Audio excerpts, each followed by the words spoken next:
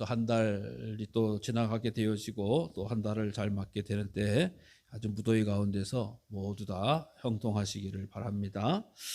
자, 우리 성도들을 공격하는 마귀의 계략이 있는데 한번 잘 들어보세요. 어떤 계략이 있을까? 특별히 기도에 대해서 두 가지의 방편을 쓴다는 거예요. 뭐냐? 마귀는 성도의 기도를 하지 못하도록 만든다. 당연한 거죠. 그렇죠? 그래서 우리가 기도하는 시간 방해하면 에이 마귀야 물러가라 이렇게 이야기하는 거. 왜? 내가 기도해야 되는데 기도 못하게 하니까. 그래서 마귀야 물러가라 우리가 이런 표현도 쓰게 되죠.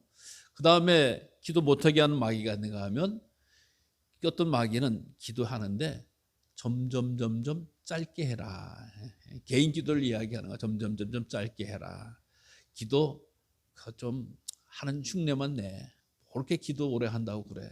남들 보기에 부끄럽게 돼. 왜 눈물은 또 왜 흘려? 또 이렇게 이야기하면서 남 의식하면서 기도하게끔 만들어서 기도하는 시간을 점점 줄인다. 여러분 볼 때 기도 못하게 하는 마귀가 나빠요? 기도 점점 줄이게 하는 마귀가 나쁜 것 같아요. 둘 다 나쁘지만 사실 기도를 점점 못하게 하는 마귀는 더 고차원적인 마귀다. 왜 그러냐?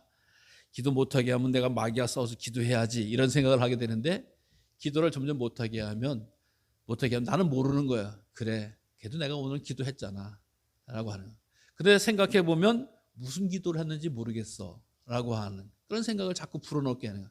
기도했잖아. 내가 권사님도 보고 장로님도 목사님도 보고 왔잖아. 근데 내 기도가 뭔 기도인지 모르는 거야. 옛날엔 깊게 기도하고 주님 만나는 기도를 드렸는데 이제 기도하는 모습만 보이려고 하는 나의 모습을 마귀는 이용한다라고 하는 거야. 그래서 은밀한 중에 골방 가운데 들어가서 중언부언하지 말고 정말 깊은 기도를 주님과 나눠라라고 하는 우리 주님의 가르침도 보게 됩니다. 그래서 항상 주님께서 우리에게 기도로 요청하시고 기도로 권면해주고 있고 성경엔 특별히 기도하는 방법을 세 가지로 알려주고 있어요. 첫 번째 어떤 기도냐? 바로 시간을 정해놓고 하는 기도가 있다. 그래서 다니엘이 하루에 3차례씩, 또 다윗과 같은 경우 하루에 6, 7차례씩 시간을 정해놓고 기도했다라고 하는 거예요. 그 다음에 이 사도 바울의 권면처럼 쉬지 않고 기도했다라고 하는 것이죠. 그래서 정말 우리가 기분 좋으면 찬송 흥얼흥얼 또 노래 흥얼흥얼 하듯이 항상 기도하는 거예요. 주여 발걸음 인도해 주십시오. 도와주십시오. 여러 가지 항상 주님께 기도하는 그런 모습들. 이것이 쉬지 않고 하는 기도. 그 다음에 특별한 기도가 있죠. 예수님께서 겟세마네 동산에 오르셔서 땀방울이 핏방울이 되도록 하는 기도. 또 야곱과 같이 이 야복강 가에서 밤새워 부르짖는 기도, 싸우는 기도가 있다라고 하는 것을 보게 됩니다. 그래서 우리는 하나님께서 기도를 받으시고 기도에 대해서 역사하셔서 하나님의 뜻을 펼쳐 나가는 것을 볼 때에 우리가 믿음 가운데서 귀한 기도를 하나님 앞에 드릴 수 있는 우리 성도님들 되시기를 바랍니다. 오늘 본문의 말씀 사도 바울의 기도입니다. 우리가 14절부터 말씀을 읽습니다만은 사실 1절과 14절을 붙이면 어떻게 되느냐? 내가 갇힌 가운데 이방인들에게서 복음 전도하다 갇힌 가운데 너희를 위해서 기도한다라고 하는 거예요. 너희를 위해서 기도한다. 즉 내가 이방인들에게 복음을 전하다 보니까 감옥에 가게 됐고 감옥에 갔는데 에베소서에 있는 교인들을 위해서 기도한다라고 하는 표현을 쓰는 거예요, 사실은. 그래서 이 이방인들 기도하는데 이 바울의 태도를 한번 보세요. 아버지 앞에 무릎을 꿇고 기도한다. 우리 한국 사람들은 무릎 꿇고 기도한다라고 하면 딱 알아듣는 거죠. 왜? 우리는 사실 시당에 거의 초창기에는 다 무릎 꿇고 기도하는 거를 아주 기본적으로 배웠어요. 지금이야 우리가 입식 생활하고 그러니까 이제 다 앉아서 하지만 옛날 다 마룻바닥에 앉아가지고 기도원, 교회면 교회 어디든 다 바닥에 앉아서 또 팔짱 끼고 앉아있는 것이 아니라 무릎 꿇고 기도하는 시간만큼은 무릎 꿇고 기도했던 걸 다 알고 있거든요. 그냥 기도드리는가 보다라고 이야기하지만 이 문화가 좀 다른 거예요. 이스라엘의 문화는 사실상 기도할 때에 어떻게 기도했다고요? 서서 기도했어요. 서서 기도하고 눈 감고 기도한 것이 아니라 하늘을 우러러서 이렇게 기도한 그런 기도의 모습이 일반적인 기도의 모습이에요. 그래서 우리가 이게 성경적인 거 문화와 또 우리들의 문화를 똑같이 해서는 곤란한 부분이 없잖아 있어요. 지난번에 조지아 아르메니아를 갔다 왔잖아요. 제가 갔다 왔는데 거기서 예배 드릴 때 특징이 뭐냐? 예배당에 뭐가 없다? 의자가 없어요. 성도님들이 다 서서 예배 드리는 거예요. 의자가 없어요. 그러니까 이렇게 앉아 계실 수가 없는 거예요. 그래서 서서 드려서 예배 드리는데 예배 순서는 뭐 참석해 보질 않았습니다만 그냥 그래서 예배 불 켜놓고 기도하고 찬송하고 뭐 그러면서 약간 예배라고 이렇게 하는 것 같더라고요. 그렇진.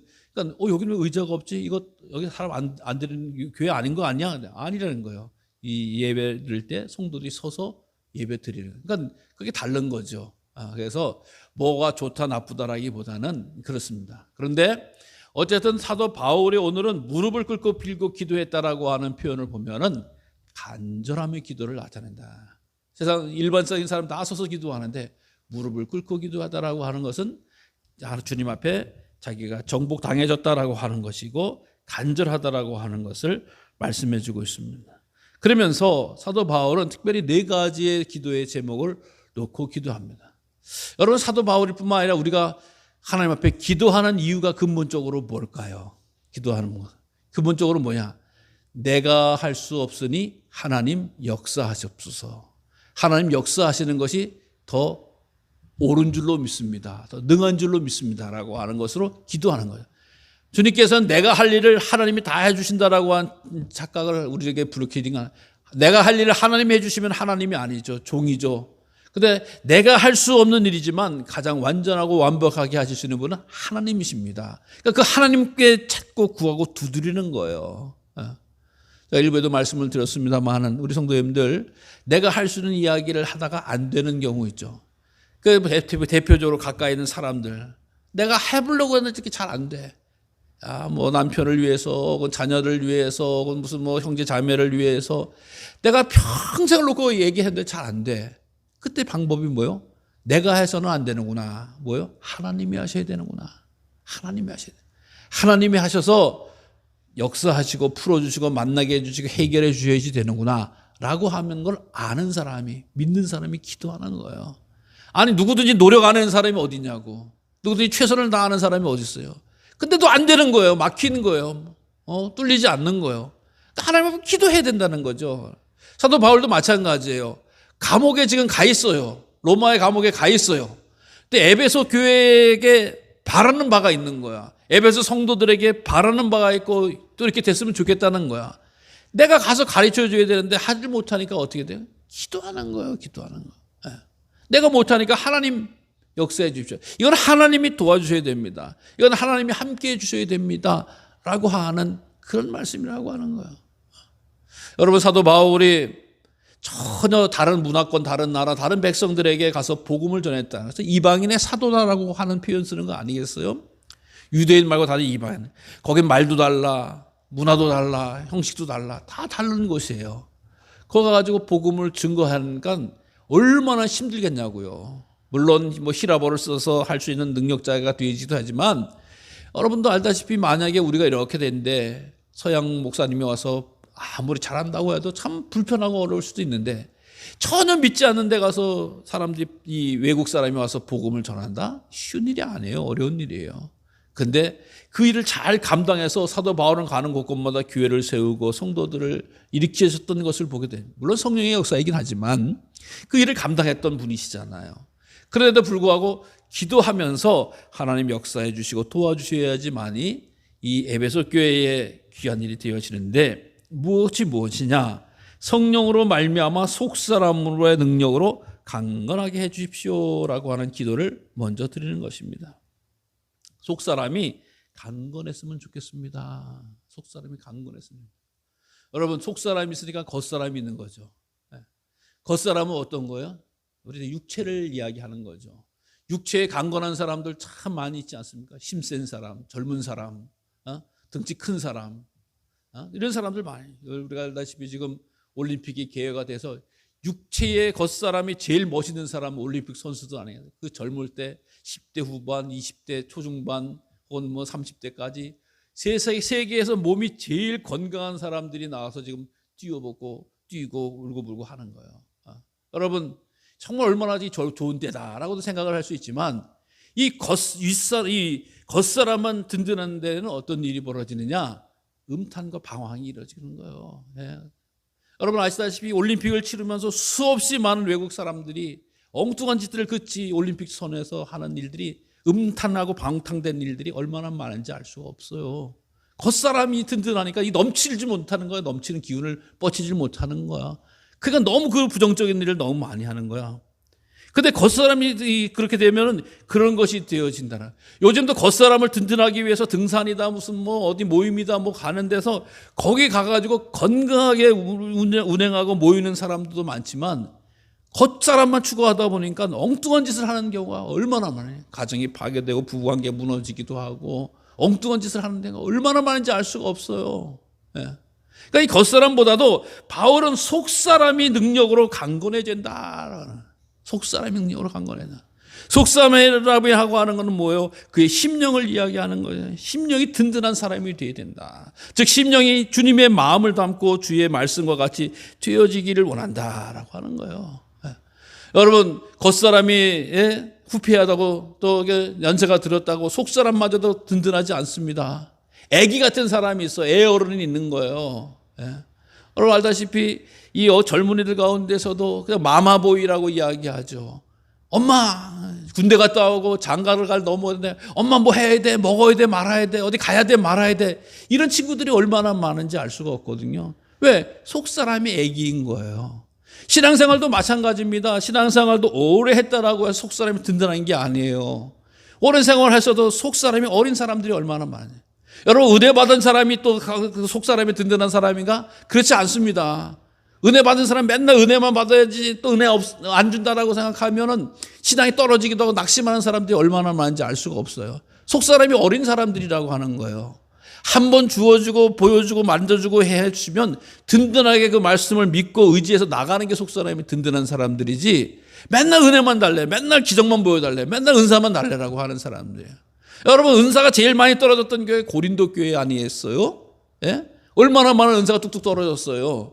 근데 사도 바울이 야 내가 너희들을 어른처럼 대한 것이 아니라 애들처럼 대했다라고 이야기합니다. 결론적으로는. 왜? 맨날 그 하는 짓이 생각하는 것이 그렇게 그냥 구하고 축구하고 매달리고 엉뚱한 짓을 이야기한다라고 하는 거예요. 여러분 나이가 많다고 해서 속사람이 든든한 게고 신앙생활 오래 했다고 속사람이 든든한 게 아니라고 하는 거예요. 오히려 연약해 보이고 어려 보여도 속사람이 든든한 사람들은 성경을 말씀하고 주고 있지 않아요? 잘 보세요. 다윗과 같은 경우 골리앗을 쓸었을 때 나이가 몇 살이었어요? 아무리 봐도 10대 후반이에요. 다른 용사들 다 전쟁터에 나온 용사들 다 기죽어 있고 무너져 있을 때 속사람이 얼마나 든든했습니까? 내가 조롱하는 만군의 주 여호와의 이름은 내가 너 앞에 나간다 라고 하면서 나갔다라고 하는 거예요. 그를 쳐 죽였다라고 하는 거예요. 승리했다라고 하는 거예요. 얼마나 단단한 속사람이 강한 사람입니까? 여러분 다니엘이라고 하는 이 친구가 고향을 떠나 포로로 끌려가가지고 그 바벨론에 끌려가가지고 어떻게 됐어요? 그냥 산의 짐이 막 때려 먹였는데 이게 하나님 우상 앞에 바쳤던 음식이기 때문에 나는 못 먹겠다라고 결정하니까 아나니가 안 먹겠습니다. 못 먹겠습니다. 그래서 거부하잖아요. 그 어마어마한 사람이 주고 명령하되 그 자기가 거부합니다. 믿음의 확신에 거하니까 하나님이 나와 함께 하시는 것이 더 중요한 이다라고 해서 자기 포로임에도 불구하고 끌려갔음에도 불구하고 자기를 지도하는 그 지도자들과 맞서서 하나님의 말씀에 순종하고 사자굴 속에 들어가리라라고 하는데도 순종하고 기도하고 엎드려 있는 다니엘의 모습 얼마나 속사람이 든든한 사람입니까? 여러분 이 에스더라고 하는 그런 왕비 알잖아요. 제가 말씀을 드렸습니다만 에스더라고 하는 왕비도 마찬가지예요. 얼마나 야리하고 이쁘겠어요. 그러니까 황제가 왕으로 데려다 놓고 너무 좋아하고 사랑했잖아요. 그런데 그 하만에 의해서 이스라엘 백성들이 유다 민족들이 다 수총을 당할 날을 기억한다라고 하는 거예요. 근데 그것을 왕 앞에 나간다? 있을 수 없는 일이잖아요.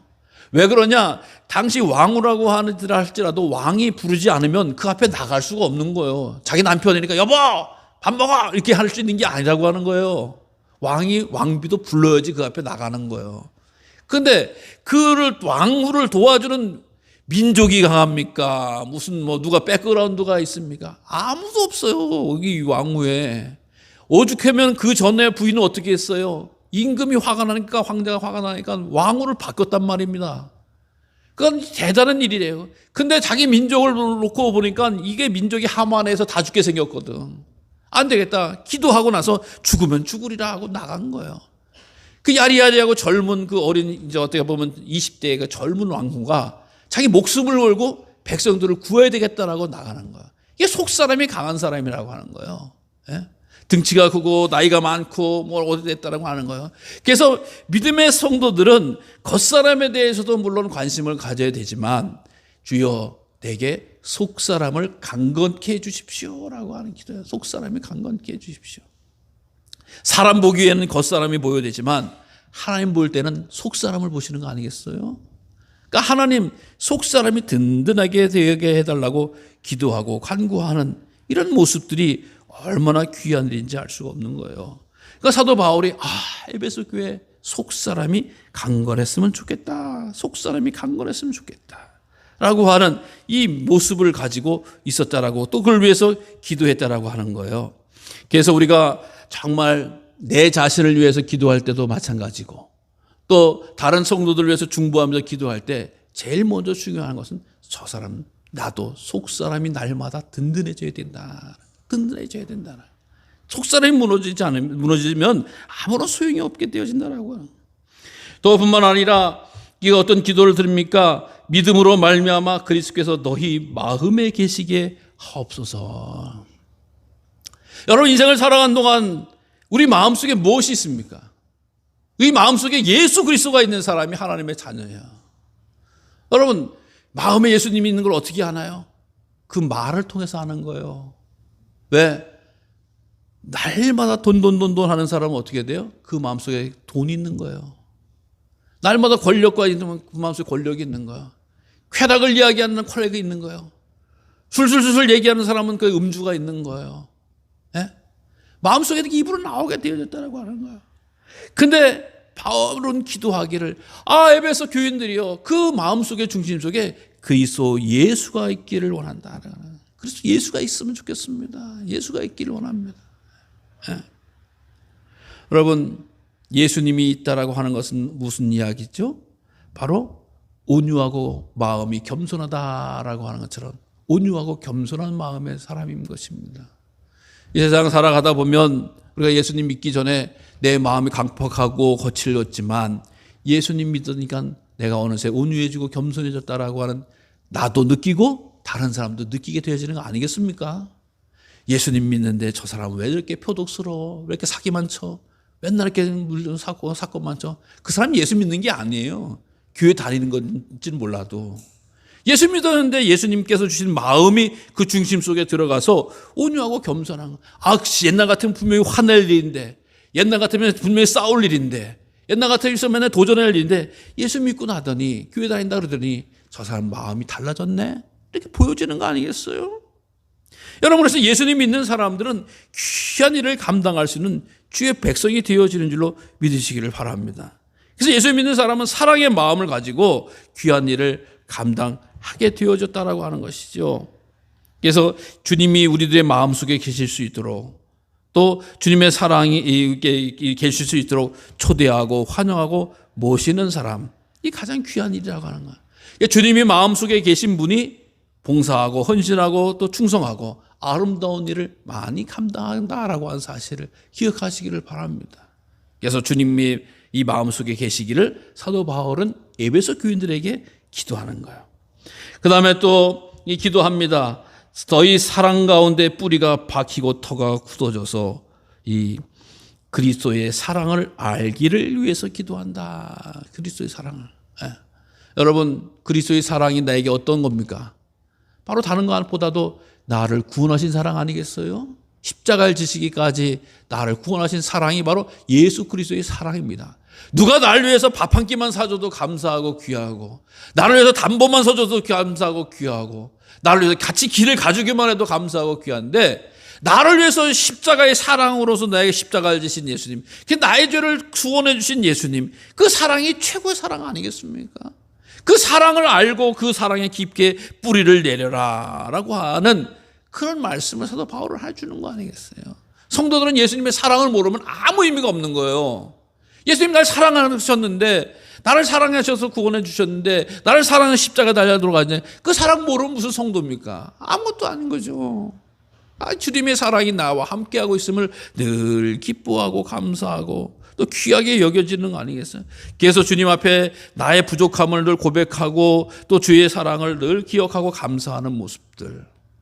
여러분, 안타까운 일이지만 이렇게 사도 바울이 에베소 교회에 권면하고 또 이 편지를 써서 보여주는 것은 그렇게 강조했지만 에베소 교회의 평가를 한번 들어보시기 바랍니다. 이 요한계시록에 가서 에베소 교회에서 뭐라고 해요? 사랑은 많았지만 너희는 첫사랑을 버렸어. 첫사랑을 버렸어. 사랑하지 않아. 모습은 교인이지만 사랑하는 교인이 아니야. 예수님 버렸어요. 그래서 내가 촛대를 너에게서 옮긴다라고, 심판하시겠다라고 하는 말씀을 에베소 교회에 하신 거예요, 사실은. 그러니까 사랑이라고 하는 것에 대해서 그냥 그냥 넘어가고 그냥 대충 생각하는 것이 아니라 이 주님의 깊은 사랑을 늘 기억하고 뿌리 붙잡는다라고 하는 것은 우리들에게 귀한 믿음의 역사를 감당하고 하나님께 영광을 돌리는 복된 일이라고 하는 것을 기억하시길 바랍니다. 하나님의 사랑을 우리가 알게 하시고 그 사랑에 깊게 뿌리를 내릴 수 있도록 도와주세요. 내 마음속에서 때로는 하나님의 사랑이 하나님이 날 사랑하는 것인가? 사랑했나? 이렇게 의심도 들 때가 있을 수 있어요. 또 이렇게 두려울 때가 있기도 있을 수가 있어요. 그렇지만 그 사랑을 더욱더 깊이 새겨달라고 기도할 수 있는 우리 성도님들 되시기를 바랍니다. 그러면서 주님의 사랑이 어떤지 알아? 라고 하냐. 그 너비와 길이와 높이와 깊이가 어떠한지 깨달아봐라. 주님의 사랑. 넓이. 주님의 사랑의 넓이. 여러분, 저도 목사고 우리 성도들로 늘 살아가지만 우리가 제일 안타까운 것은 교인들이 넓지를 못하다라고 하는 평가를 받는다는 거예요. 기독교인들이 세상에서 폭이 제일 좁은 사람들이다. 속 좁은 사람들이다. 편협한 사람들이다라고 하는 평가를 자체적으로도 그렇고 외부적으로도 받는 모습은 저도 그걸 가슴 아프게 생각하는 거예요. 왜? 주님의 사랑은 넓이에 있어서 끝이 없다라고 하는 거 아니겠어요? 언제 주님이 담쳐놓고 언제 주님이 벽을 쳐놓고 언제 주님이 사람들을 구별해놓고 언제 주님이 차별을 했습니까? 넓이가 끝이 없다라고 하는 동서남북으로. 아니, 우리가 어떻게 이 복음의 사랑을 받게 됐습니까? 주의 끝없는 사랑을 통해서 이 땅에 오고 우리가 복음을 듣고 믿게 된 거 아니겠어요? 우리가 무슨 예루살렘을 가보고 믿었습니까? 또 예수님 활동하시던 것을 흔적을 보고 믿었습니까? 그냥 듣고 믿은 거 아니겠어요? 주님의 사랑이 그 크기 때문에, 넓기 때문에 우리에게도 구원의 은총을 베풀어 주셨기 때문에 우리가 구원받은 거 아니겠습니까? 넓이라고 하는 것이 끝없이 넓으신 주님의 사랑, 남녀 차별 구별 없이, 동서사방 구별 없이. 유대인들은 그저 우리는 이방인들은 아니다라고 이야기하지만 이방인들 너머까지 사랑하시는 하나님의 그 사랑의 넓이, 이 사랑이 바로 우리를 구원해 준 거 아니겠어요? 그 다음에 사랑의 길이를 보세요. 사랑의 길이가 얼마나 깁니까? 이 사랑의 길이는 영원하다라고 하는 거. 주님의 사랑의 길이는 영원하다. 인간의 사랑의 길이는 짧습니다. 한순간일 수도 있습니다. 그래, 우리 사랑은 여기까지인가 보다 라고 하는 게 사랑의 뭐. 또 우리 부모님의 사랑도 생전에 있어서도 어느 정도까지 가다 보면 힘들어질 때가 있고, 또 부모님의 사랑도 이 세상에서 주님 부름을 받으면 끝나는 거예요. 그러나 우리 주님의 사랑은 이 땅에서 있든지 저 세상에 있든지 그 길이는 영원하다라고 하는 거예요. 주님의 사랑을 벗어날 방법이 없다라고 하는, 주님의 사랑을 벗어날 조건이 없다라고 하는 거예요. 저 주님의 깊이를, 사랑의 깊이를 한번 생각해 보세요. 사랑의 깊이가 저 밑에라고 해도 전혀 개의치 않는 거예요. 심지어 바닷속이라고 하더라도, 심지어 물고기 뱃속이라고 하더라도 주님의 사랑 그 깊이 가운데서도 안이 머무를 수 없다라고. 그래서 이 사랑의 깊이를 위해서 모든 사람들의 구원을 위해서 하늘의 보좌와 영광을 버리시고 이 땅에 내려오셔서 종의 자리까지 내려오시고 음부의 자리까지 권세까지 내려가셔서 우리를 구원해 주신 주님의 사랑이다라고. 또 뿐만 아니라 그 사랑의 높이와 깊이가, 이 높이라고 하는 것이 얼마나 높은지, 어디에 있든지 간에 최고의 영광으로서 우리를 사랑해 주시는 분이 바로 우리 주님 예수님이시다라고 하는. 그러니까 이 사랑의 주님의 사랑에 묵상하고 길이를 높이를 넓이를 다 알고 이해한다라고 하면 그저 감사할 것밖에 없다라고 하는. 그래서 이 사랑이 모든 것에 대해서 충만하기를 원한다. 우리들의 삶 속에 믿음의 성도들에게 충만하게 사랑에 충만하기를 원한다. 여러분, 우린 믿음 충만, 성령 충만, 사랑 충만할 줄로 믿으시기를 바랍니다. 딱딱 맞는 것도 참 좋아요. 딱딱 맞는 것도 좋지만 저는 그런 생각이 들더라고요. 우리 성도님들이 예배 드리는 시간, 물론 일찍 오시는 분들은 저는 여기 한 시간 전에 올라오는데 한 30분 전에 오시는 분들 참 빨리 오시는 거예요. 참 많이 감사해요. 근데 어떤 분들은 딱 맞춰서 들어오는 거예요. 학교 수업 시간에 맞춰서 들어오듯이. 물론 우리 성도님들은 다 거의 다 일찍 오지만 다른 교회에서 보면 늦게 오는 분 있고 딱 설교 시간에 맞춰 들어오는 분 있고 찬송가 1절 맞추고 들어오시는 분 있고 하여간 참 기가 막혀요. 아주 그 습관이 참 얼마나 이렇게 딱딱 맞히는지 그거 참 한번 어기면 큰일 날 줄 알고 하여간 끊임없이 거의 맞히는 분이 있어요. 근데 충만한다라고 하는 그런 것 같더라고요. 좀 우리 주님 은혜를 충만하게 받기 위해서는 물론 늦게 올 수도 있고 딱 맞춰 올 수도 있다고 저는 생각해요. 근데 맨날 그런 건 아니잖아. 충만하면 좀 5분 전에도 왔다가 10분 전에도 왔다가 15분 전에도 왔다가 때로는 1시간 전에도 와서 엎드려서 기도하고 주님 사모하고 말씀 보고 그러면서 있다가 예배 드리는 게 충만한 거 아닐까요? 딱 맞아서 오는 것 시간 맞춰서 11시, 10시 반, 9시 딱 맞춰 오는 것 참 귀하게 여겨져요. 늦지 않은 것만 해도 다행이지. 근데 우리가 충만하다고 하는 것은 탁딱 맞는 게 아니라 때로는 5분 전에도 오는 날도 있고 10분 전에도 오는 날도 있고 20분 전에도 오는 날도 있고 와서 깊게 주님을 만나는 거예요. 충만하게 젖어드는 거예요. 은혜를 사모하는 거예요. 그래서 내 마음속에 평강이 임하여지고 기쁨이 막 샘솟도 우러나고 소망이 생겨나는 거예요. 올 때는 그냥 근심, 걱정, 염려, 두려움, 슬픔을 가득 안고 왔다가도 그래 주님 앞에 나와서 내 마음 토하고 간구하고 기도하고 앙망하면서 내 마음이 바뀌는 걸 느끼는 거예요. 주님 만져주시는 걸 느끼는 거예요. 아, 주님 그래도 살아계신 하나님이 나를 위로해 주고 계시는구나. 내가 갈까 소망이 생겨지는 거예요. 몰라 어떻게 해야 될지는 방법은 보이지 않지만 내 마음속에 막연한 두려움과 근심, 염려, 걱정이 물러가고 소망과 기쁨과 새힘이 솟아나는 거예요. 이게 충만한 사람들이 경험하는 것이다라고 하는 거예요. 언제까지 내 힘으로만 하고 언제까지 내 능력으로만 할 수 있습니까? 하나님께서 주신 이 세상 나에게 보내주신 시간 동안 하나님을 알고 믿으라고 하는 주님의 초대의 말씀을 잘 기억하고 그분의 뜻을 찾고 구하고 나갈 때에 우리는 소망이 있고 영생이 있고 구원의 은총이 있는 줄로 믿으시기를 바랍니다. 그래서 기도하는 사람 바울을 통해서 우리에게 전해주는 거 아니겠어요? 바울이 에베소 교회한테만 전해주는 얘기가 아니잖아요. 오늘 이 말씀이 바로 오늘 나에게 주시는 말씀 아닌가 싶은가? 오늘 내게 주시는 말씀. 그래, 내가 뭐가 그렇게 바쁘다고 또 힘들다고 어렵다고만 불평하고 두려워하고 염려만 했던가? 기도하면서 하나님의 뜻을 구해보자. 기도하면서 하나님의 능력을 이해해보자. 소망을 삼아보자. 또 나만 기도하는 게 아니라 주님께서 필요한 사람들에서 내가 또 기도해보자라고 하는 거야. 우린 기도해보자라고 하면 기도해야 될 것이라고 하면 맨날 때로는 어떤 금전적인 거, 건강적인 거, 사건적인 거, 사고적인 거 그거에 대해서 물론 당연히 기도하는 것도 맞지만 오늘 보세요. 이 사도 바울의 기도가 성령이 속사람을 강건하게 해달라고 또 내가 또 이 내 마음속에 그리스도가 충만하게 해달라고 또 하나님의 사랑을 알고 깊게 해달라고 또 하나님의 충만한 은혜를 누리게 해달라고 기도하는 모습들.